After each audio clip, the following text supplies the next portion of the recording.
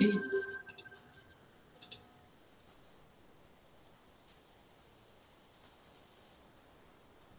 Boa tarde.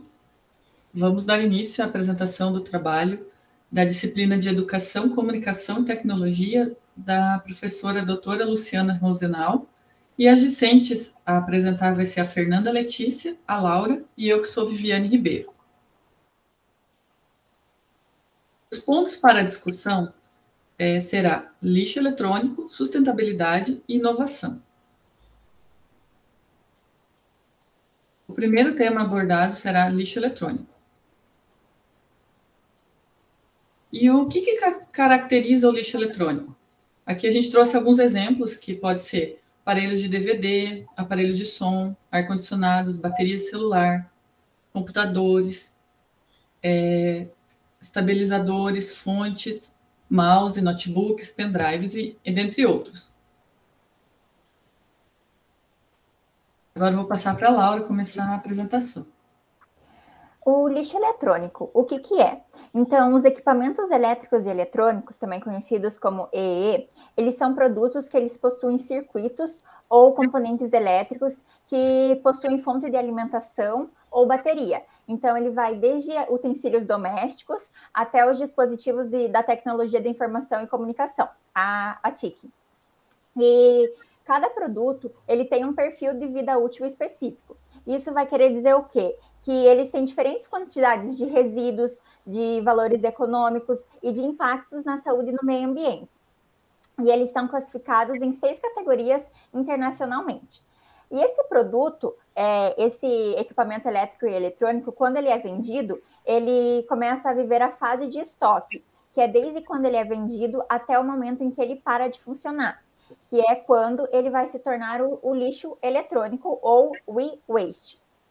E a quantidade de lixo eletrônico vem sendo monitorada pela Global E-Waste, que tem parceria com vários programas, como a OMS, a ONU e a UNEP. E em 2019, eles estimaram que teve cerca de 53 milhões de toneladas métricas de lixo eletrônico no mundo. E para 2030, eles estimaram uma média em 74 milhões de toneladas métricas, o que eles falam que é um dado muito alarmante. E esse descarte, quando ele acontece de forma inadequada, ele pode trazer substâncias nocivas, tanto para a saúde quanto para o meio ambiente. Pode passar, Vivi. Porque os materiais contidos nos equipamentos eletrônicos, eles são voláteis, eles não são biodegradáveis. Então, às vezes, com vazamentos, reações químicas, eles contaminam o solo, as águas subterrâneas, o ar. Então, eles podem causar danos no fígado, danos pulmonares, e dizem que no cérebro é um dos danos uma das partes que ele mais afeta. E no meio ambiente, além de sobrecarregar, né, os aterros quando ele é descartado incorretamente, ele traz metais tóxicos para as plantas, para os animais e para os organismos. E na camada de ozônio também, esses metais tóxicos contribuem para a diminuição da camada de ozônio. Pode passar. Então, o que a gente pode fazer para tentar trazer uma mudança para esse lixo eletrônico? Então, primeiramente, né, fazer o descarte correto. As empresas, né, os fabricantes, tentar fazer uma reforma na vida útil dos equipamentos, tentar prolongar essa vida útil, apesar que para eles não é lucrativo, né, porque eles querem capital, mas pensando no meio ambiente, seria muito mais ecológico, aparelhos que durem mais, porque assim, não precisa ficar sempre comprando, e tendo essa alta demanda de lixo eletrônico no mundo. Também um melhor design na fase de produção, para que facilite na hora da reciclagem, o uso mais eficiente também da nossa parte, não usar, usei 5 meses, vou trocar. Não, tentar usar até quando o produto não funcionar mais, pensando no nosso gasto também, né? E no meio ambiente. A Semana do Descarte, que foi um projeto em Manaus, em que eles fizeram vários pontos de coleta para que as pessoas estivessem no local de levar os produtos, fazer o descarte correto. Então, essa conscientização da população é muito importante para que a gente consiga, né, de pouco em pouco, fazer essa mudança, tentar fazer essa diminuição no acúmulo do lixo. E a coleta de dados sobre o lixo eletrônico, que é uma iniciativa que, a partir da coleta de dados, né, monitorar para conseguir definir metas e desenvolver políticas públicas para fazer o controle dessa quantidade de lixo existente e tentar aí diminuir esse grande acúmulo. Pode passar. Então, agora nós vamos falar sobre a sustentabilidade. E o que é a sustentabilidade? Pode passar, Vivi, por favor. A sustentabilidade ela é a capacidade de cumprir com as necessidades presentes sem comprometer a mesma das gerações futuras. Então, o que é sustentabilidade? Sustentabilidade é a gente diminuir a extração dos recursos naturais existentes no nosso planeta. Então, a gente diminui o que a gente está consumindo para poder poupar para as próximas gerações. Então, quando chegar a vez deles, eles ainda têm esses recursos para poder produzir outras coisas. Pode passar, por favor. Então, assim, esses dispositivos eletrônicos, eles são compostos por diversos minerais. Quantos desses minerais? Quais deles? Então, assim, eles são construídos através de recursos dos mais comuns, como a areia, alguns dos mais raros, o ouro, o cobre, o alumínio. Também são usados processos químicos muito fortes, que são perigosos e prejudiciais. Então, assim, eles acabam poluindo o meio ambiente. Pode passar, por favor. Aqui eu trouxe um exemplo de um computador. Ele é composto por cerca de 40 minerais, sendo que cada um desempenha um papel importante na sua construção e desempenho. A gente pode atribuir ao computador de uma forma geral, que a sua estrutura é a partir do titânio, do ferro e do cobre.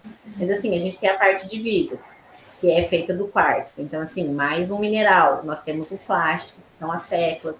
Então, assim, para fazer um computador é utilizado em torno de 15 toneladas de água. Então, assim, é um consumo muito grande para algo que vai ter um descarte inadequado e vai ser utilizado de forma errada, porque as pessoas elas descartam muito rápido sem necessidade, elas não fazem um reaproveitamento deste material. Pode passar, por favor.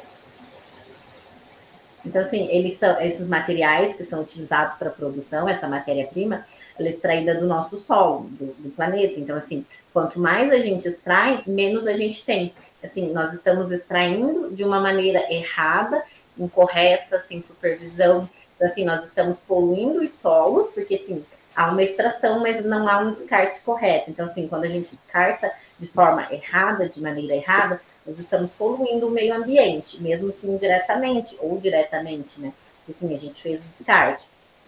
Ali tem diversos minerais que poderiam ser reaproveitados para fazer outras coisas, minerais tóxicos que poluem o meio ambiente. Então, assim, a gente tem que se conscientizar e diminuir o nosso consumo. Pode passar. Agora eu vou falar sobre a reciclagem e a solução. Reciclagem é a única solução aceitável para os nossos dispositivos eletrônicos. A eletrônica não inclui apenas materiais tóxicos, mas também materiais raros que podem ser vendidos e reciclados para novos propósitos. Existem custos associados a esse processo, devido à necessidade de separar dos diferentes tipos de materiais usados no processo de fabricação.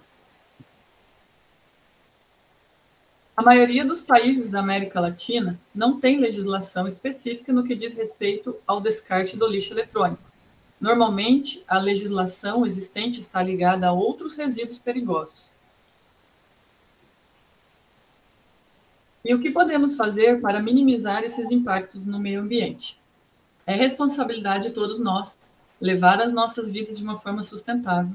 Algumas das ações com impacto positivo no meio ambiente incluem usar os bens materiais ao máximo da sua vida útil, recusar usar produtos de plásticos, poupar a água e energia. Usar transportes públicos para as viagens, casa, trabalho, também é uma boa maneira de salvar o nosso planeta. Outra maneira é contribuir e aplicar a política dos 3 R's: reduzir, reutilizar e reciclar. E nós, como futuras educadoras, devemos ensinar aos nossos estudantes a serem sustentáveis, e que ser sustentável não é apenas separar o lixo orgânico do reciclável, mas sim reduzir o consumo de maneira geral. Eu vou passar agora para a Laura da continuidade. Então, o que a lei diz? No Brasil, a destinação correta do lixo eletrônico está prevista na Política Nacional de Resíduos Sólidos, Lei 12.305 de 2010, e é regulamentada pelo Decreto Federal 10.240 de 2020. Esse dispositivo define metas para os fabricantes, importadores, distribuidores e comerciantes sobre a quantidade de pontos de entrega voluntária, PEV, que devem ser instalados, o número de cidades atendidas e o percentual de aparelhos eletrônicos a serem coletados e destinados corretamente. Então, pelo decreto, as empresas devem gradualmente, até 2025, instalar PEVs nas 400 maiores cidades do Brasil e coletar e destinar a equivalente em peso a 17% dos produtos colocados no mercado em 2018, ano definido como base. Então, a gente vê em vários mercados por aí caixas para que as pessoas depositem em lâmpadas, pilhas. Então, já é uma iniciativa para poder aproximar o povo dessa conscientização, né? Pode passar, Vivi. Aqui agora eu vou sair um pouquinho da apresentação para colocar um site que a Laura vai estar falando mais um pouquinho. Então, a Vivo, ela é uma empresa que está de acordo com a lei, porque ela, agora como a gente vai ver no site, ela disponibiliza postos de coleta para que as pessoas levem os seus lixos eletrônicos. Então, é uma forma de aproximar, porque a Vivo é uma rede que todo mundo conhece, né, praticamente. Então, o site explica todo o processo de separação, onde estão os postos de coleta, a triagem, né? Como que é feito esse momento. Então, é uma alternativa bem legal. Se vocês quiserem, a gente pode colocar o link do site no chat da aula, para que vocês possam ver. Às vezes pode ter um lugar de coleta perto da sua casa. Então, é uma maneira bem legal de a gente começar a ter essa atitude, né? Para quem não tem. Pode voltar.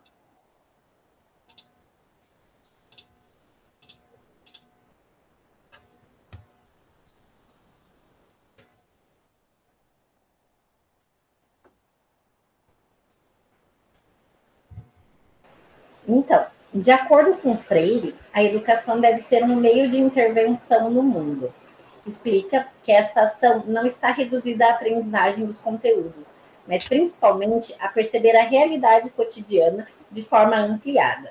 Afirma que é preciso estar atento à importância do que denomina de saber fazer e o saber ser da sabedoria, que deve ser um exercício permanente, onde os homens e mulheres possam desenvolver, através da ótica crítica, a percepção sobre as razões da degradação humana, bem como dos discursos relacionados à globalização, os quais aprisionam e retiram a essência do que nos torna humano.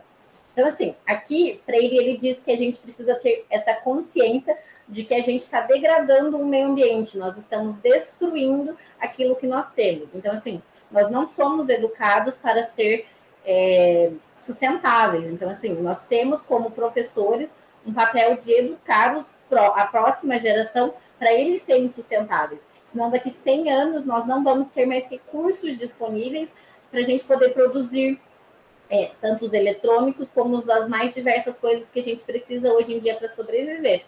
Recentemente, nós estamos passando por uma racionalização de água muito grande, não só pela falta da chuva, mas pelo excesso de consumo que nós estamos tendo. Então, assim, a gente precisa reduzir os nossos consumos, nós precisamos reciclar, reutilizar. Então, assim, nós precisamos ser sustentáveis, trazer isso para o nosso cotidiano. Pode passar, Vivi, por favor.